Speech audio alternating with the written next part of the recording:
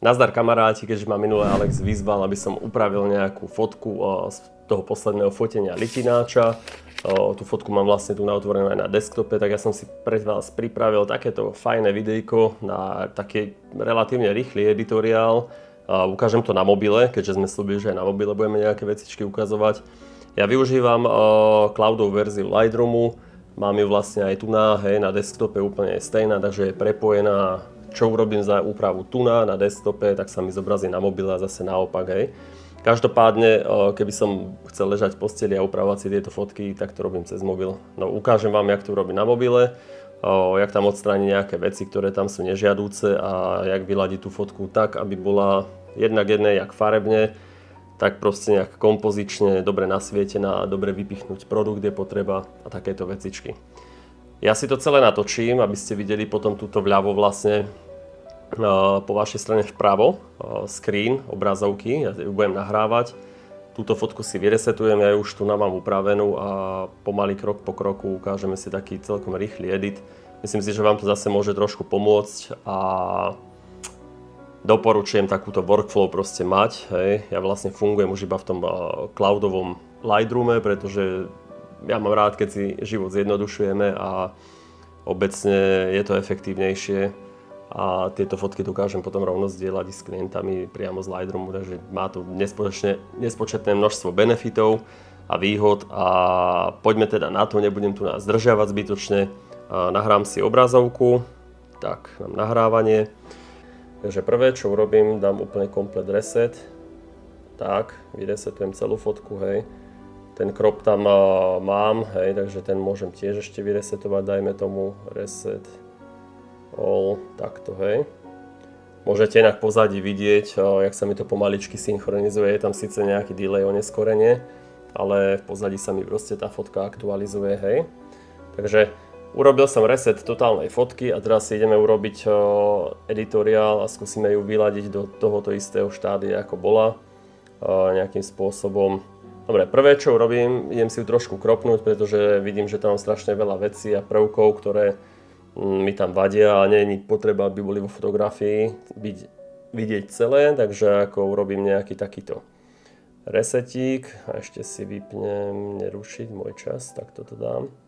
Takže ideme na ten crop, ja si to teraz kropnem, aby objekty, ktoré sú tam zbytočné a není dôležité, aby tam boli, ale len vyčúvali z tej scény, takže ja orežem, urobím si nejakú takú stredovú kompozíciu, ak ten hrniec tam vynikne, hej. Jo, toto mi prieže už celkom cajk. Dobre, ideme do Edits a idem sa hrať vlastne s expozíciou, s kontrastami, highlightami a s týmito vecami najprv nad celou fotkou a potom budem robiť masking, takže vymaskujem si samotný hrniec a nejaké detaily pozvýrazňujem, hej, ktoré potrebujem, takže môžem trošku pridať. Inak čo doporučujem je vyvážiť si rovno bielu, hej, môžeme urobiť, že automatický shot auto, hej, že to urobí za nás, hej, takže vidíme, že takto to vyvážilo.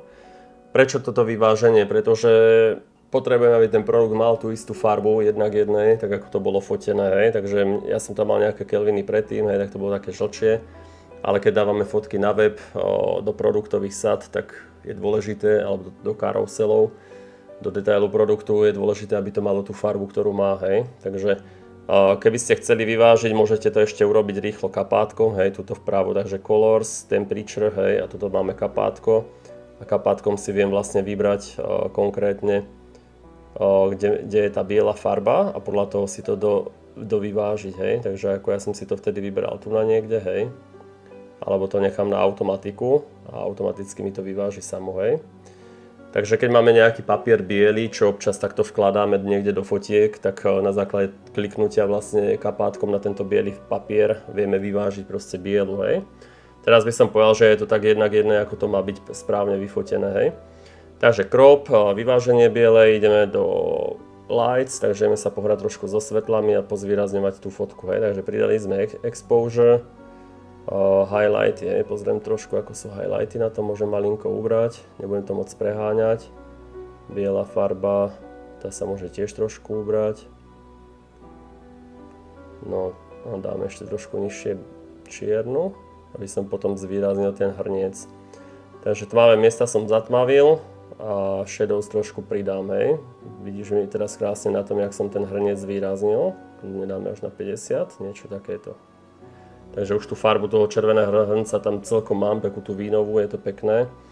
A highlight, ešte sa pozriem čo s highlightami, hej. Zase je to hodne pocitové, ale ja by som ich vždycky ubral. Vždycky highlighty trošku stiahnem, shadows pridávam, hej, takže ako nechal by som niečo takéto, dajme tomu. OK, však tu máme originál, tú fotku dobre pripravenú. No ešte čo môžem urobiť, trošku si ten exposure stiahnuť, malinko, tak, a potom si separátne cez masky vyberiem hrniec samotný, ktorý dovyťahujem. OK, môžeme ísť na masky, takže pridať novú masku pluskom, hej, select subject, vybere mi to, uvidíme čo vybralo, vybralo mi aj ten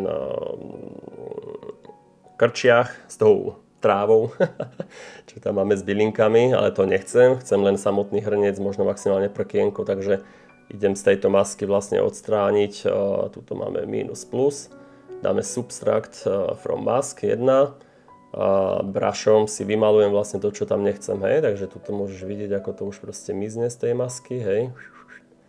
Takže krásna práca, proste všetko, čo mi to vyselektovalo a nechcem do tej scény, tak si takto pekne vymalujem. Ja si to ešte nazoomujem, hej, aby som sa dostal k tomu čo najbližšie, hej, no a takto pekne po krajíčku pomaly si to neodmážem, hej, niečo takéto. Ak by sa mi to dostalo na hrniec, treba tak môžem dať zase naopak, add to mask a zase si to brushom môžem trošku poupraviť, hej. Tu už som dal moc, tu je trošku malinko, takto, good. Takže týmto spôsobom som docielil to, že mám vybratý ten hrniec, hej, keď sa dostanem do masiek, tak tu nám mi krásne zvýrazňuje, čo mám vybraté a môžem sa ešte s tým trošku poladiť, hej, takže môžem ešte pridať, dajme tomu shadows, hej. Kontrastu ja vždycky pridávam na ten produkt, hej, zvýrazňujem ho.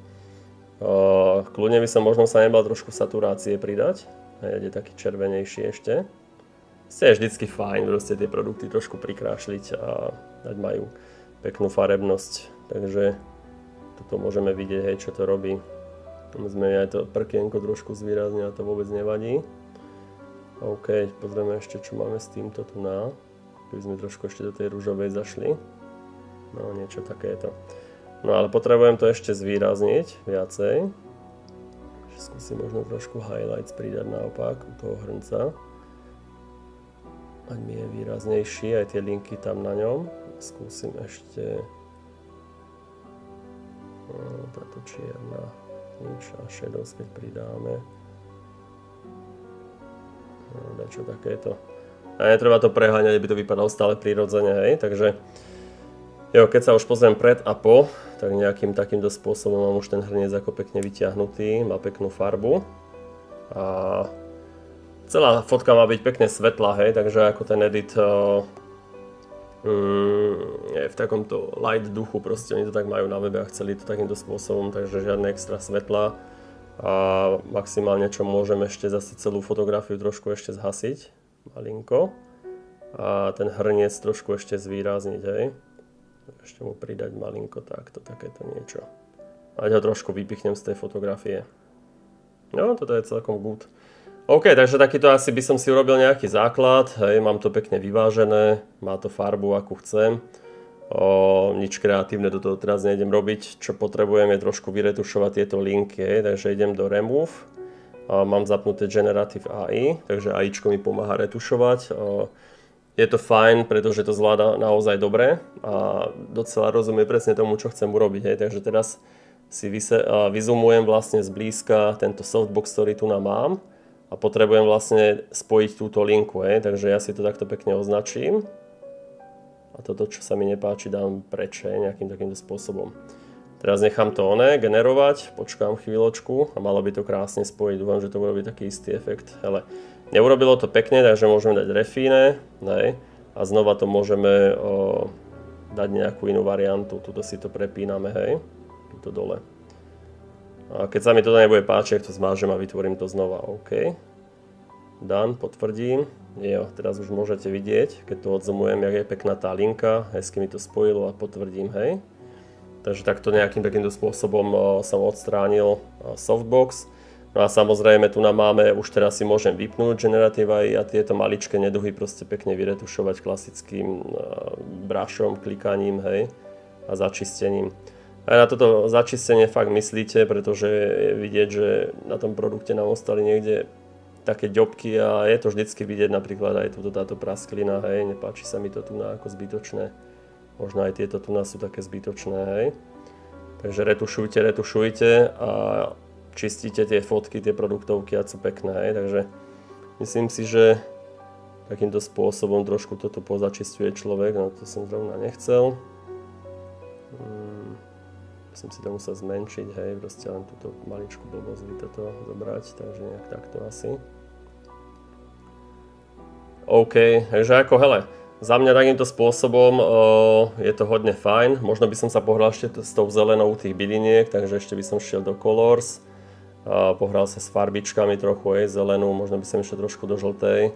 Vyzerá to lepšie, prirodzenejšie, tá zelená je taká jedovatá, takže by som išiel hýúčko do nejakých minus 40 kľudne.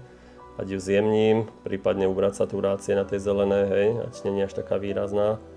Minus 25, niečo takéto. No, myslím si, že takto je ten edit celkom pekný. No, za chvíľku sa mi toto všetko premietne tu ten edit na desktope, takže to budem mať jednak jednej. Každopádne za mňa táto úprava je úplne postačujúca. Dalo by sa tam ešte možno pohrať s vinetáciami a tak, ale to u týchto fotiek nemá zmysel, pretože oni majú byť fakt takéto ploché, krásne a ten hneď má z toho vykúknúť. Takže, ale kámoši, za mňa je toto akože finál.